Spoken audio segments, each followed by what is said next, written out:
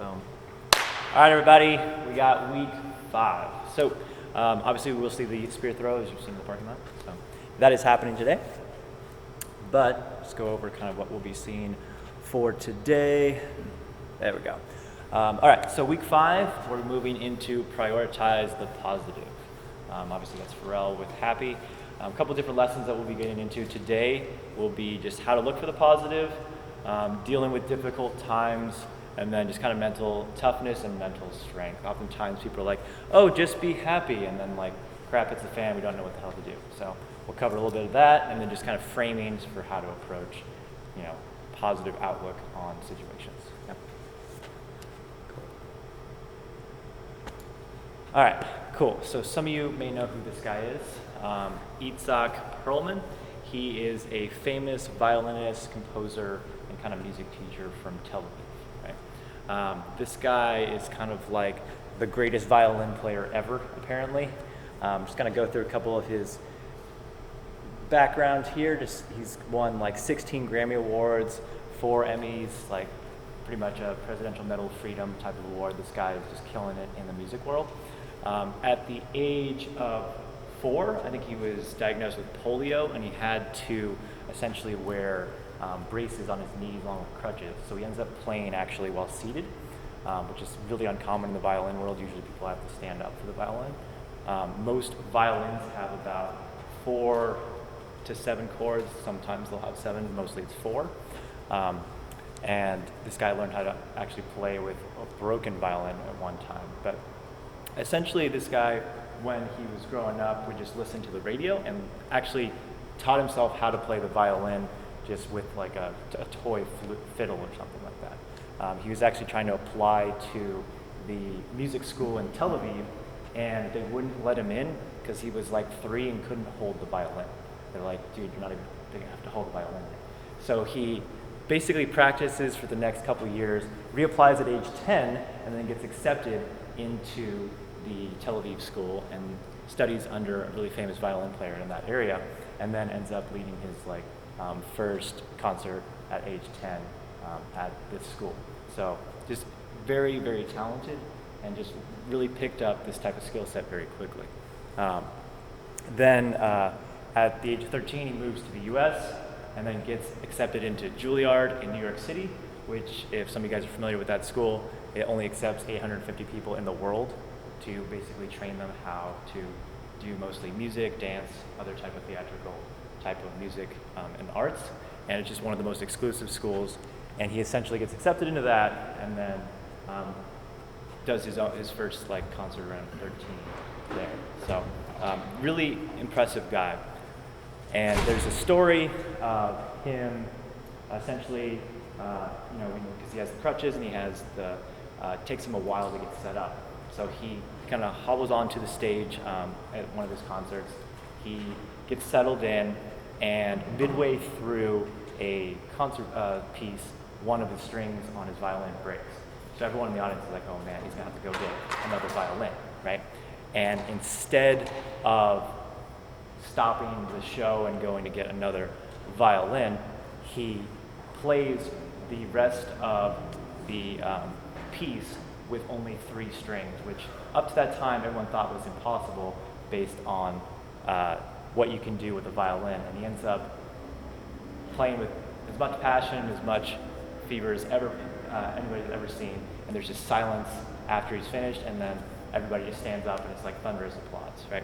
And then he gets called up to the stage just to kind of give a few words about kind of the piece that he had just accomplished in this amount of time. And what essentially he says is that, let me just go to the actual quote, is that it's the artist's task to find out how much music you can play with what you have left.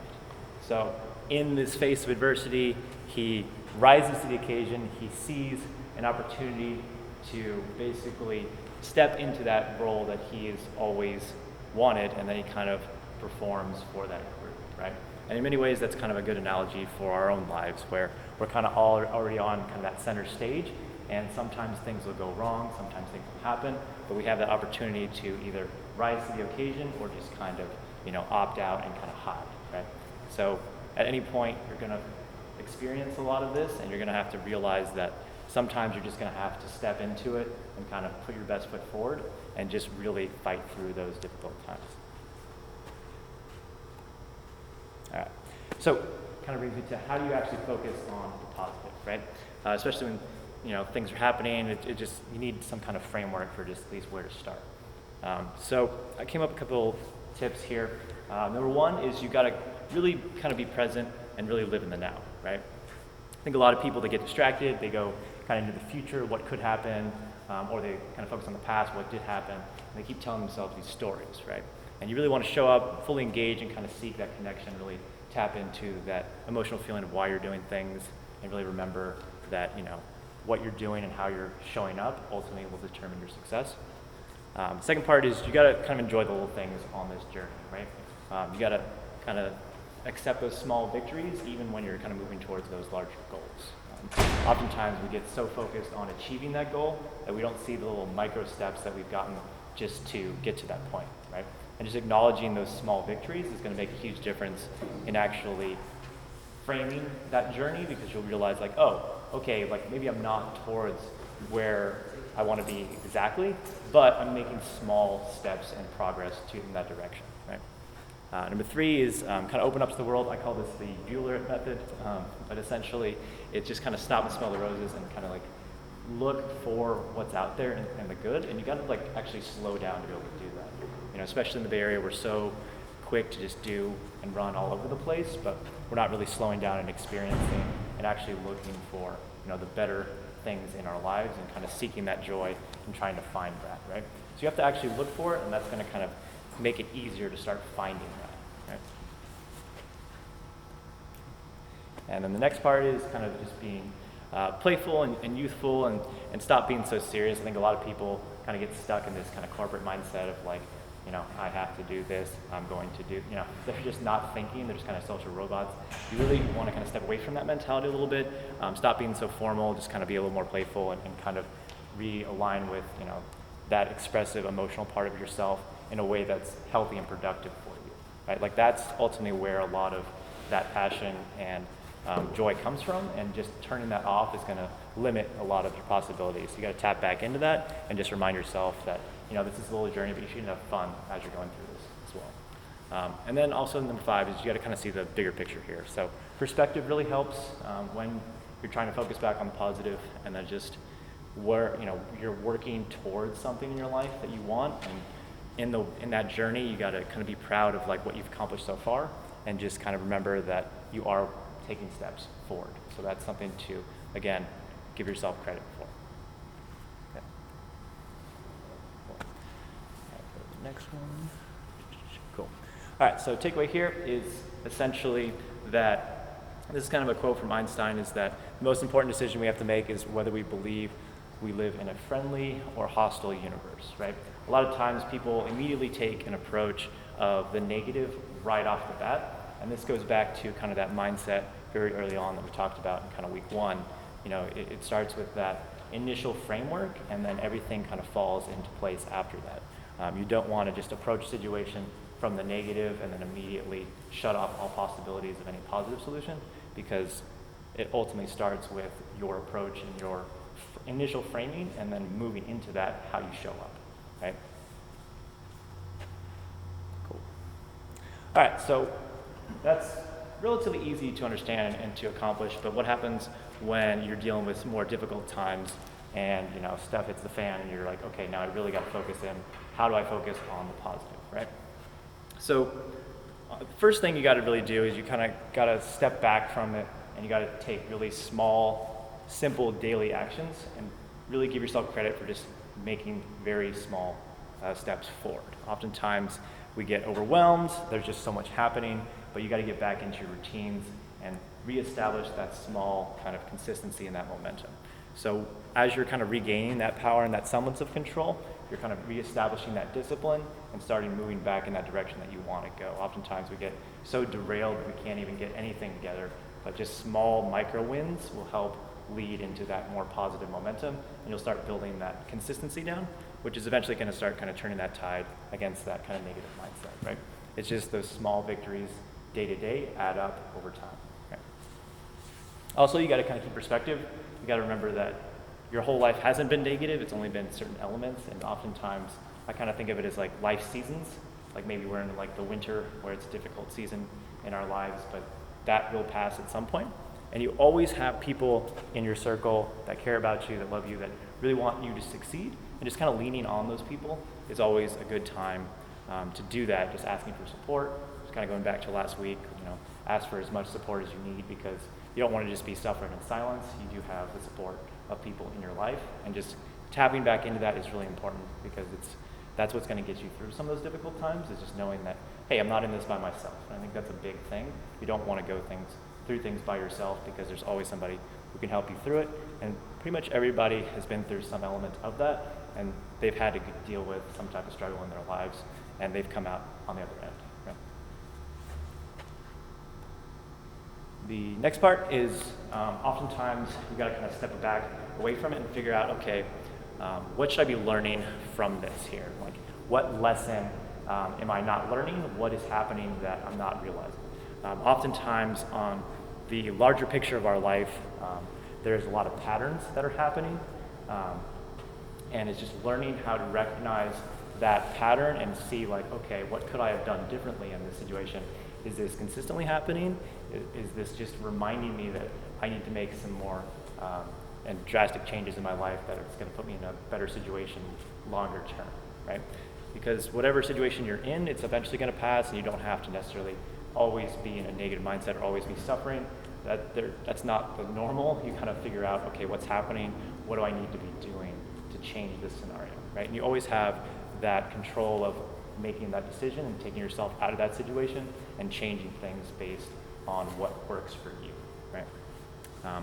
And then number 4 is just kind of think about, being your best self. How would your highest self respond in this certain situation? Are your actions aligning with where you want to go, or are you just kind of that reactionary responding to the situation that you're involved in, right? But even the idea that you want to move into that version of being your best self will even be a better perspective than not doing it at all, right? The desire to even want to be better, to want to improve, is ultimately going to start creating and seeding that mindset of, okay, how can I be better next time? How can I improve? And just that small tweak is ultimately going to start creating that momentum. So even if you're not showing up as your best self, the desire to want to is going to start creating that kind of progress. And then obviously you got to get back into gratitude, remember what you do have, and just kind of remember that you always have choice in the decision. You can always remove yourself from a negative situation, and you always have that support group as well behind you in certain situations. Right? Cool. All right, so going into kind of mental toughness, I think this is Jocko Willink's quote, the retired Navy SEAL. He goes, if you can stay good in a situation, then you're still breathing and you still got some fight left in you. So get up, dust off, reload, recalibrate, re-engage, go out on the attack, and get after it. There's a story of Jocko. He was kind of a commander in the SEALs, and one of his platoon leaders keeps coming to him saying, something's wrong, and he keeps coming to him every day, something's wrong. And he's like, yeah, good. And he's like, I don't even want to tell you anything. Like, I already know what you're going to say. He's like, well, what am I going to say? He's like, you're going to say good. And he's like, yeah, I am, because you have the opportunity to figure out a solution. And you're not taking that opportunity to figure out the solution, you're just looking at it and complaining. And that's what a lot of people do, is they think that just because something's wrong, that everything is wrong. But the reality is that something's wrong because it needs to get fixed, and you have the opportunity to be a part of that solution, or you can just opt out and let it continue to roll downhill, right? So just actually being engaged in solving something, actually deciding to step into that and become the solution, actually gives you that kind of degree of mental toughness, because now you're always looking for, how can I fix this situation? What can I add to this? As opposed to, oh, this is just wrong and broken. I'm just going to leave it wrong and broken. Okay. Cool.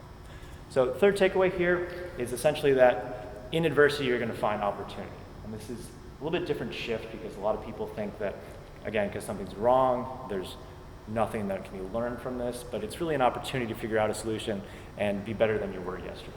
The old quote is, my ultimate goal is to be better today than I was yesterday, that constant state of improvement, just moving towards that version of better, right?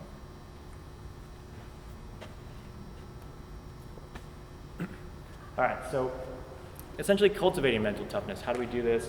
Where do we even start on this journey? Because a lot of people, it's harder to develop this type of mindset if you haven't been exposed to it, if you're unfamiliar with it. And like the theme for this week, you got to kind of really start with a positive mindset, right?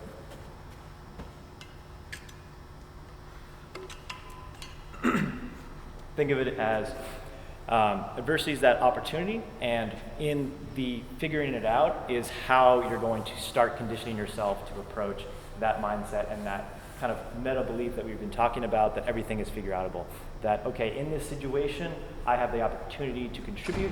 I have something to help with others. I can actually work to improve the situation, right?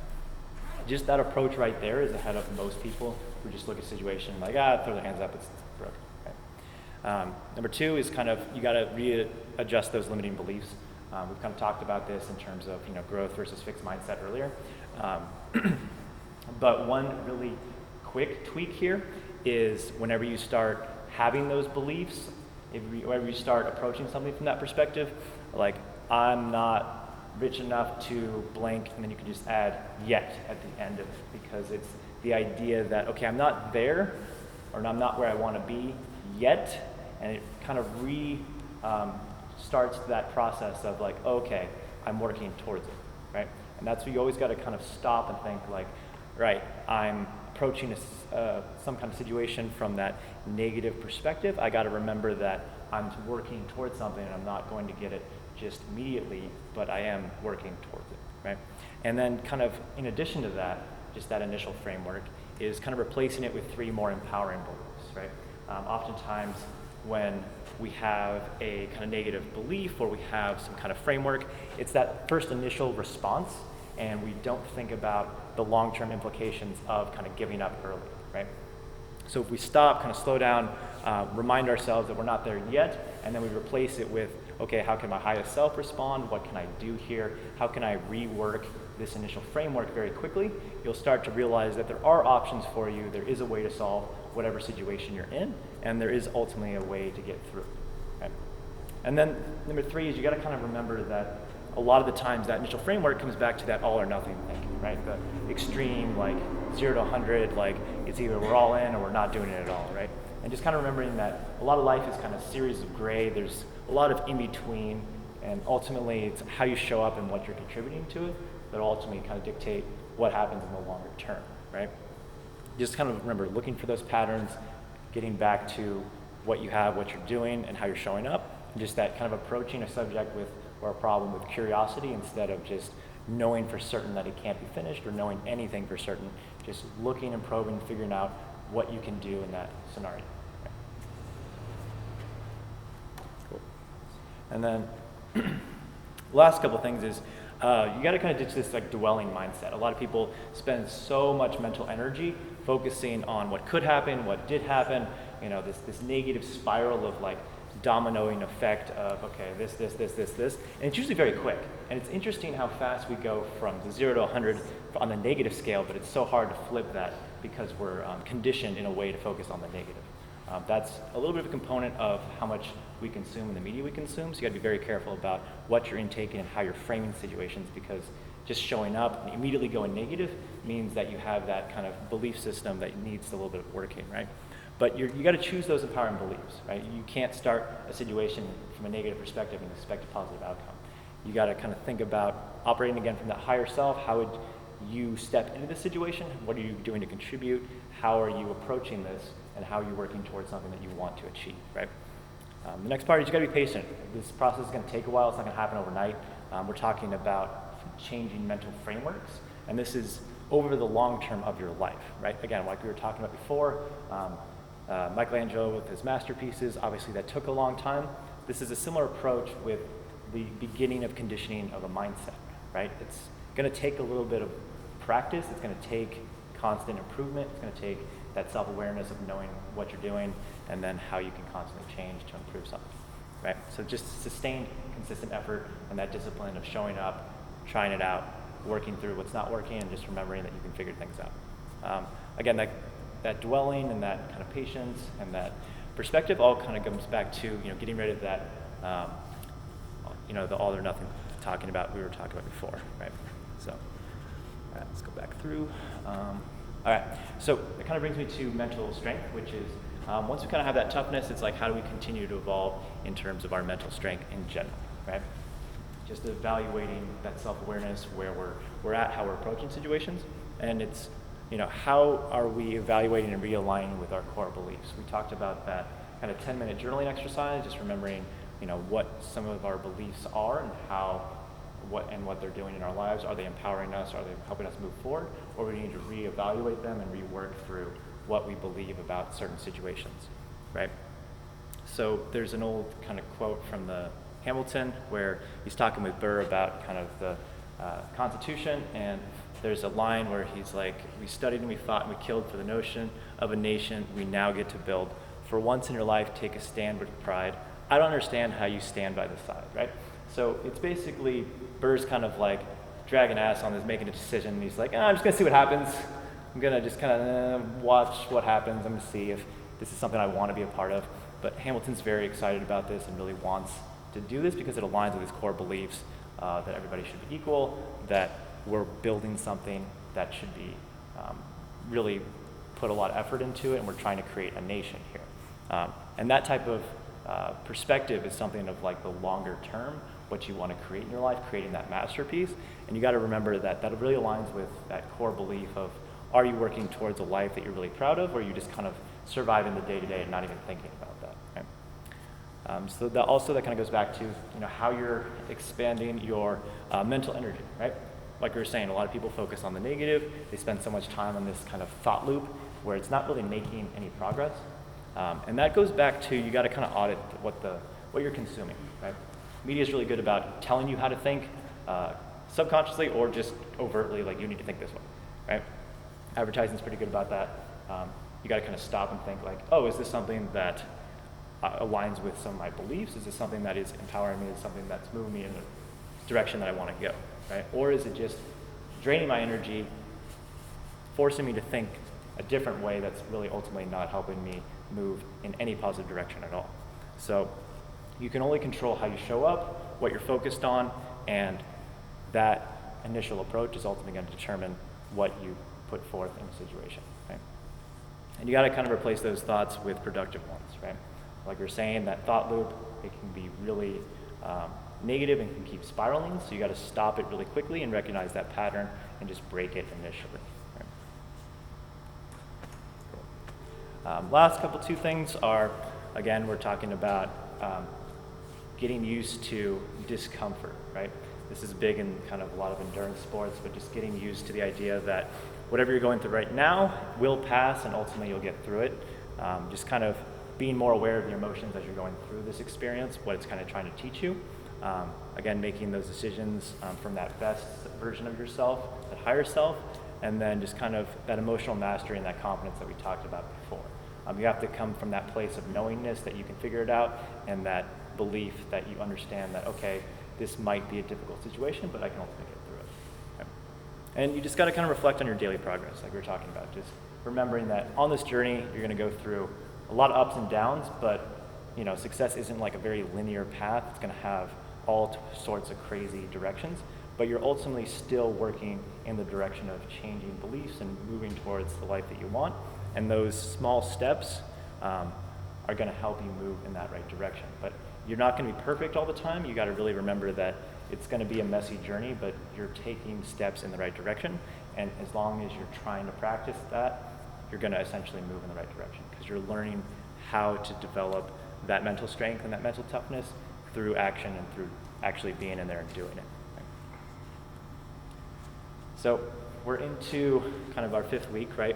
We talked about kind of this challenging the status quo, getting off that hamster wheel, accepting your challenge, working through those skills that you need, and now we're kind of into that more positive mindset. Because once you have that approach of those skills that you're going through, you're going to essentially encounter some setbacks, and just learning how to keep moving through it is going to create that discipline, which is going to allow you to keep moving forward. It's a really long journey. You got to keep focusing on what you can do in the now to move you into that longer phase, right?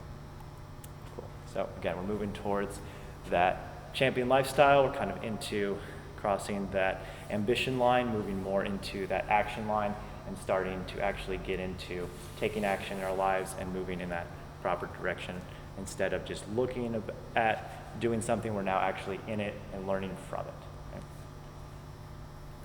Cool. So just kind of a quick recap of week 5 here. When you're kind of approaching the situation, you got to think about, how much do you have left to give? What are you doing to show up? Is this all you have? Are you actually showing up in the best version of yourself? Are you putting all of your effort into something? That's a really important aspect in a lot of things, because a lot of people just go through life kind of on autopilot, and you got to really stop and think and slow down and break that pattern and really step into that version of, okay, this is what I need to do. I need to just slow down, readjust, and then get back into it. Right? You have to remember that ultimately we live in a friendly universe. As much as people want to tell you the opposite, it's really not as bad as people think. You got to start from that mindset of, okay, how do I bring joy to the situation? How am I showing up? And is the environment that I'm in a positive, friendly environment? If not, I can always change that and move myself into a better one. You don't have to accept a situation that sucks. You can always change it, right? The last part is, in challenge, there's always going to be opportunity, and you have that opportunity to improve and be better. But again, it starts with that decision to try and that progress of just taking that first initial step and then moving in that proper direction. Okay. I kind of want to leave you with this last quote by Teddy Roosevelt. It's a little bit longer quote, and I'll kind of explain the context here. I'll just read through it. But essentially, it's not in the critic who counts, not the man who points out how the strong man stumbles or where the doer of deeds could have done them better. The credit belongs to the man who is actually in the arena, whose face is marred by dust, sweat, and blood, who strives valiantly, who errs, who comes short again and again, because there is no effort without error and shortcoming, but who does actually strive to do the deeds, who knows great enthusiasm, the great devotions, who spends himself in a worthy cause, who is the best, knows in the end the triumph of achievement, and who in the worst, if he fails, at least he fails while daring greatly, so that his place shall never be with those cold and timid souls who neither know victory or defeat. What he's essentially saying here is that when you're doing things, you're going to experience a lot of haters, you're going to experience a lot of setbacks, but in not doing anything, you're basically just withering away your life and just complaining, right? A lot of people like to point out what's wrong with certain situations, but it's in the actual taking action, in the process of doing, that you're going to learn the most about yourself, you're going to learn the most about what works for your life, and it's only through that process of constantly trying to improve that you're going to be able to actually improve. You can't think about it, you can't just look at it from afar, you got to be really involved in that process, and you got to take that process seriously and keep trying to push through it. And there's going to be setbacks, you're going to mess up sometimes, but it's learning how to just keep striving for that better. So that's pretty much the theme for this week. And that is what I got for today. Cool. All right. Boom.